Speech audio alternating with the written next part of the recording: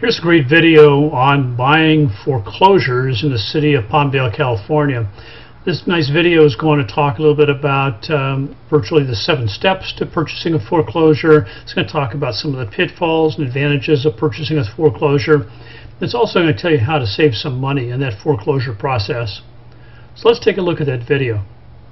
Welcome to a quick video about the 7 key steps to an amazing foreclosure home purchase. You can save big dollars in buying a foreclosure if you know the 7 key steps. And you can take these steps to any realtor in your marketplace and lock in amazing savings. And the best part is, if you do these 7 steps, they're simple, you'll save months and months of time and lots of money. So let's get right into the 7 key steps here, okay? Now, you have to be aware of a couple pitfalls in buying a foreclosure. Being hasty and jumping on the first deal can cost you money. What is the old saying? That taking a little bit of time to prepare for your plan for what you're doing makes a big difference down the road. Though, one more thing to keep in mind here is, if you find that home that you love, that you enjoy, that you could see yourself living there for the next 5, 10, 15 years, then take action and buy that home, because they do go fast and a lot of other people are looking at these bank home properties. Don't sit on your hands. I've seen so many sellers or so many buyers lose a good deal when they don't take action on the home they like.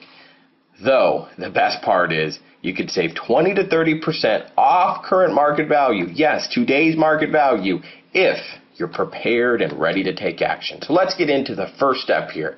Now, the first step here is, you might think this is crazy. Look for overpriced properties. Well, here's what happens.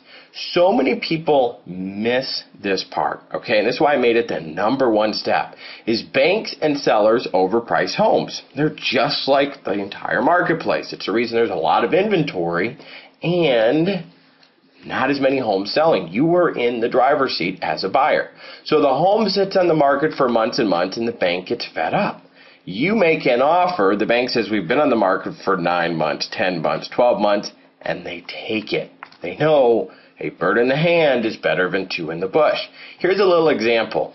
There is a $1.1 million house in the market that sold for $360,000. It was on the market for 10 months. It was on the market for $900,000. Okay? And a doctor came in, made an offer for $360,000, and the bank took it. So, take a look, have your realtor go out there and look for some overpriced properties and potentially make an offer. You have nothing to lose making an offer on homes that might fit your needs. Can you make repairs? That's step 2. The bottom line is if you can buy a home for $150,000, spend $10,000 in repairs, and the home is worth $200,000, you just saved yourself $40,000. That is that 20 to 30% in savings. There's so many ways to do it. And you will be shocked how easy it is to get people to work on a house in today's marketplace. The question that you got to ask yourself is, yeah, it's a little bit of work, but how much work, how many hours do you have to work to make $20,000? Well, what if you can get those savings without having to do the work and being willing to look at a house that maybe needs a little bit of work? Here's an example. There's a home in my market that is going on the market for around $300,000, but the cost to build it would be $900,000. Yes, they're going to need $50,000 in repairs in this house, but $350,000 is way better than the $900,000 that it would cost to build this home. So be willing to look at making some repairs. Next one, do the buyers want to live in your neighborhood? The bottom line is, a good neighborhood means long-term appreciation. Buyers are going to like the same type of neighborhood you want. The good school zones, the close to shopping. And the thing you got to watch out for is, you do not want lots of foreclosures in that area, because what is that going to do? It's going to continue to cause dropping values. Are the builders still building in that particular neighborhood? That's going to cause the value to continue to drop. And there is usually one area of town that everybody wants, But the key point to this is you got to be careful, because this area, since everybody wants it, it has more people retiring and more people staying for a long time. So you're going to have a more stable area, but it's going to be a lower appreciation. So you got to balance this all out and find out, am I going to be happy being here for the next 5, 10, 15 years? Okay? Financing. Now you might be thinking, yes, I got this all taken care of. But you really need to be pre-approved for your loan or willing to pay cash, because the banks require cash or a firm pre-approval, where you have given all your documents to your bank and they are totally pre-approved for this loan, because banks will sell a foreclosure for less money if they know the buyer is A+, which means paying cash or a firm pre-approval, because they care about, it's a big point, getting their money for certain than potentially getting more down the road. They want to get these homes off their books.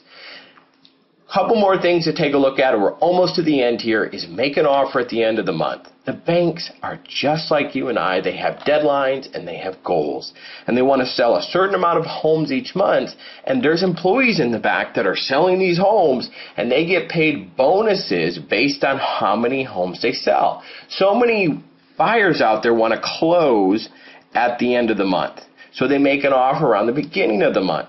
Here, if you want to do that, be willing to close any time in that month if you can save an extra 10 or 15%. To me, we're talking $10,000, $15,000 on a $100,000 home. So keep this in mind. And one more thing, November and December is one of the best times to buy any type of home. A bank home, a non-bank home, which I mean a normal seller, because people set so many goals. I want to have it done by the end of the year, and they'll take lower offers. So don't miss out on the opportunity to save money buying in November and December. Making offers at the end of the month is the best time to do it. Read between the lines, okay? Banks are overworked. These bank agents are overworked. They're not putting full details in the MLS. They're putting very, very sparse and very, very short information on the home. They're not putting many pictures. So if you see a home that's potentially something you'd be interested in, drive by the outside, check it out, and see if it's that diamond in the rough. That could be that huge savings for you when you're buying your home. Last point here, stop getting shoved around from the bank. If every one of these bank homes are going like that, I mean like hotcakes, consider looking at what I call a normal seller home, okay? Because these sellers understand they have to compete with bank-owned homes. And these sellers are willing to take low offers. I mean, they understand they have to compete with the marketplace. And most areas, 70% of the sales are still what we call normal sellers. That's most area. It varies from different parts of the country, but there still is a lot of normal sellers in your marketplace that are taking offers. So don't have this tunnel vision on only buying a foreclosure. Look at the other homes in the marketplace. Make sure when you're making an offer on a normal seller home, have them bring a good market analysis to back up your offer. Well, thanks so much for watching these tips. The reason we're providing this information at no cost is we want to make sure you get a good deal, no matter who you work with. The thought I had is if I can get this information out to the marketplace, everybody wins. More home sales, other realtor wins. You know, it's all about you, the buyer, getting a good deal.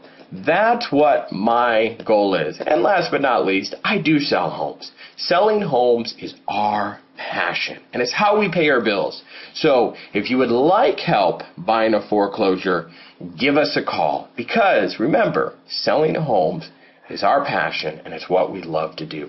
Thanks so much for watching this video, and I hope you learned a little bit about how to get an amazing deal when buying a foreclosure. Hi, Don again. Sure hope you enjoyed watching that video. It's great education.